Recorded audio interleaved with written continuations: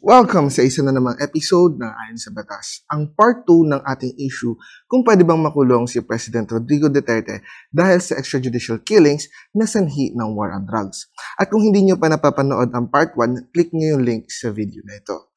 So, sa part 1, ang pinag-usapan natin ay kung pwede bang makulong si President Duterte dahil sa kanyang mga extrajudicial confession sa Senado. Pero sa video natin ngayon, pag-uusapan natin kung pwede bang makulong si President Duterte dahil sa mga extrajudicial killings na bunga ng war on drugs as principal by inducement. Kasi sa interpellation ni Congressman Jinky Luistro, sinabi niya na dahil sa pag-ako ni President Duterte ng responsibility sa war on drugs, both legal and illegal, inaako na rin ni President Duterte na ang mga victims ng war on drugs ay dahil sa kanyang order na patayin ang mga drug personalities. It is my humble opinion that one will not take legal responsibility unless there is no willingness as well to admit being behind all the killing incidents that transpired during the war on drugs. It is therefore the humble submission of this representation, Mr. Chair, that with that statement coming from the former president, he acknowledges that all the killing incidents during the war on drugs spring from his order to kill drug personalities. So ang theory ni Congressman Luistro ay pwedeng managot si President Duterte dahil sa extrajudicial killings as conspirator and principal by inducement dahil sa kanyang war on drugs. Going back to your statement that you are taking full legal responsibility to all the victims of war on drugs, both legal and illegal. It is my humble submission, Mr. Chair, that the former president can be considered liable for all these crimes under the theory of conspiracy by being a principal by inducement. So let's define first kung ano nga ba ang ibig sabihin ng conspiracy. Ayon sa Article 8 ng Revised Penal Code, nagkakaroon ng conspiracy kapag ang dalawa o mas marami pang tao ay nagkakasundo na gumawa ng krimen at ginagawa nga nila ito. At regardless kung anumang participation ng bawat conspirator, as long as ang bawat isa ay alam ang kabuuang plano ng krimen na gagawin, lahat sila ay papatawan ng pare-parehong sintensya.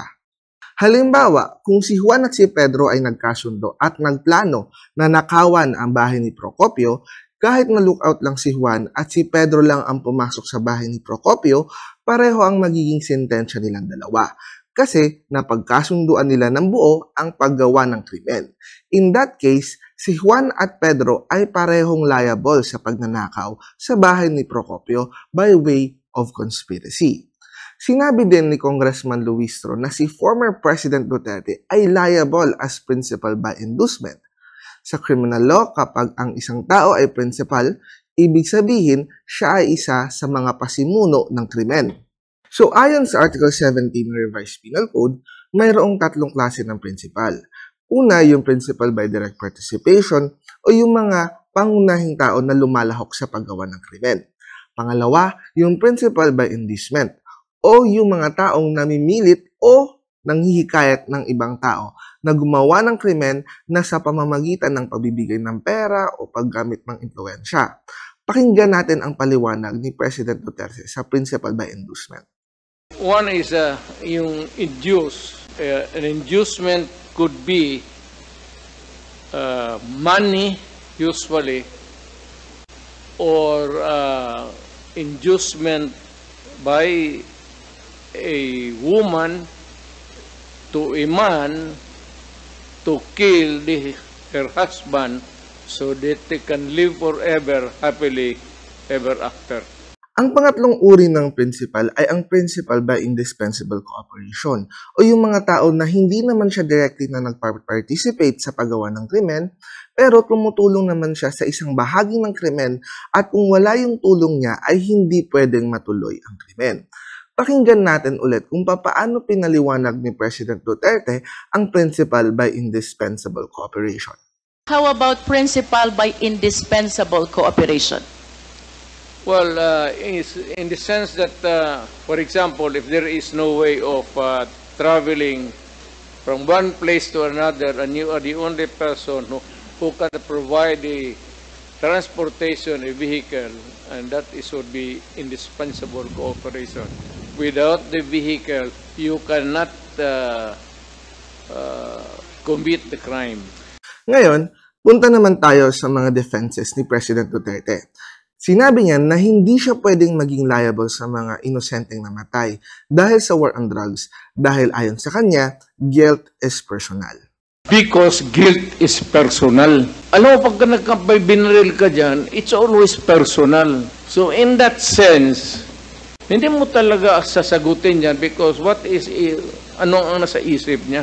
Kung sabihin mo, drive lang, pati yung tao dyan nakaupo lang, barilin mo, Sa batas kasi, pag sinabing guilt is personal, it means yung criminal liability ng offender hindi niya pwedeng ipasa sa ibang tao.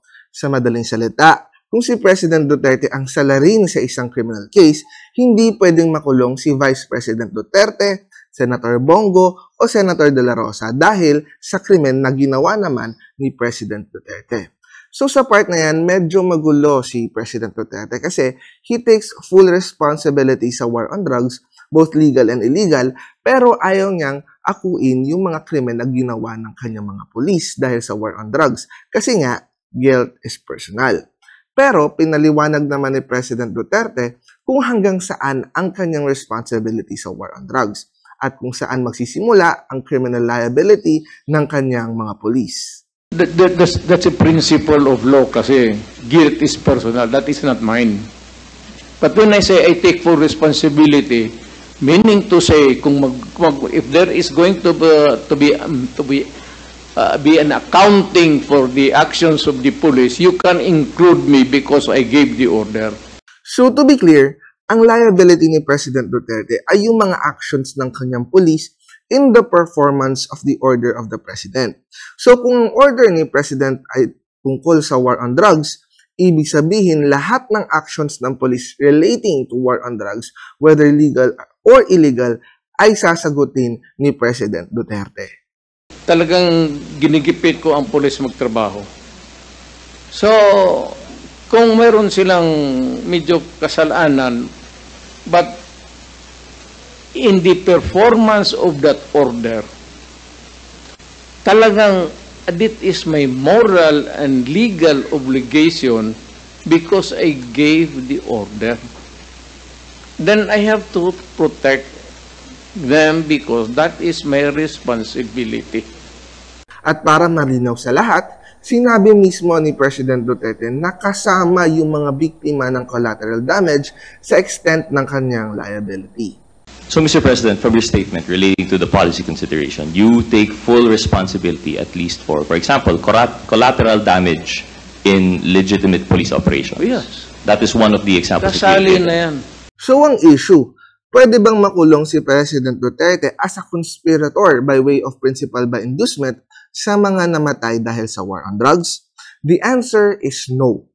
Kasi sa definition ng conspiracy, ayon sa Article 8, dapat ang dalawa o mas marami pang tao ay gagawa ng krimen. Pero ang war on drugs ay hindi labag sa batas at sa konstitusyon. Kaya ang order ni President Duterte na war on drugs in itself ay hindi illegal. Paano naman yung mga collateral damage na namatay sa war on drugs? Yung mga mistaken identity, yung mga tinama ng ligaw na bala at iba pa.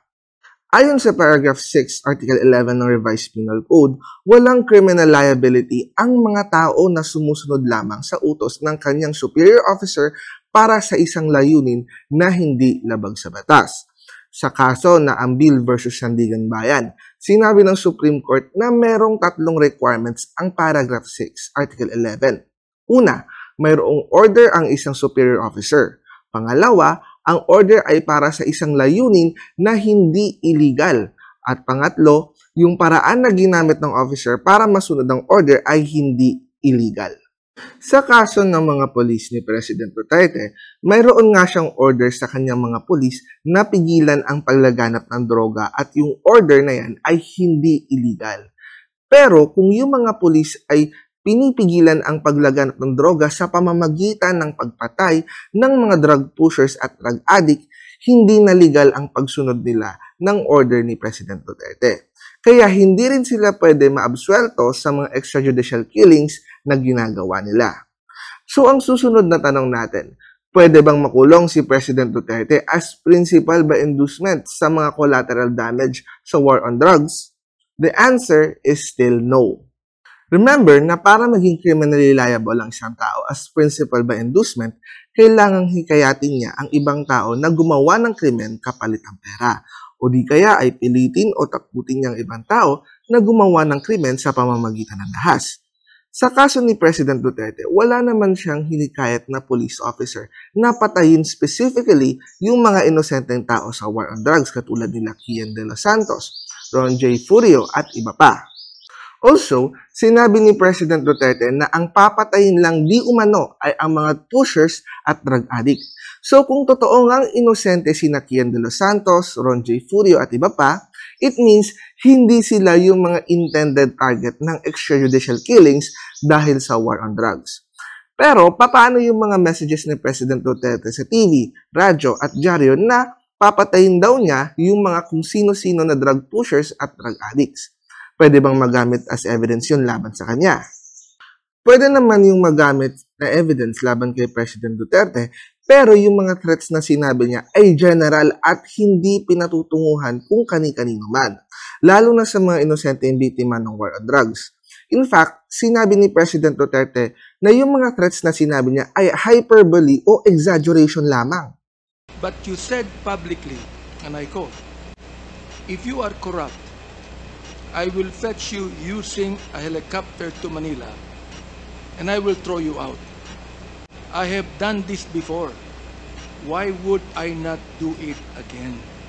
So, nafe-feel ko po, sir, that you are justified in doing so.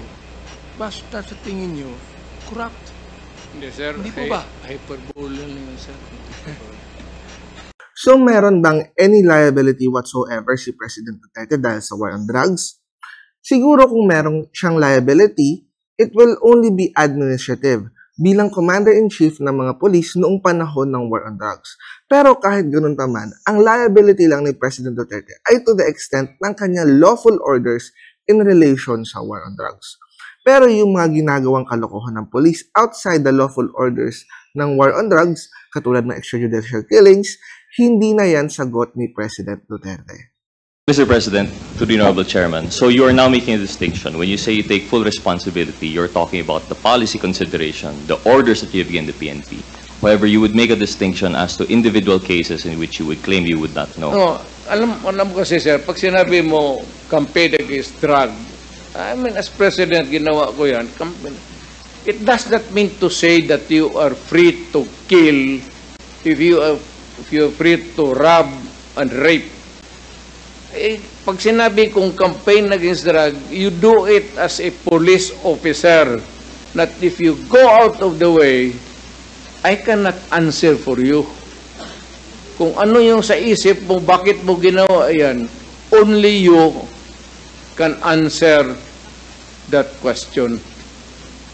Pero yung policy nakikita ng tao, talagang akin yan. And that is our episode for today. Kung may mga tanong kayo or clarification sa episode natin for today, feel free to comment below. Thank you so much for watching and session adjourned.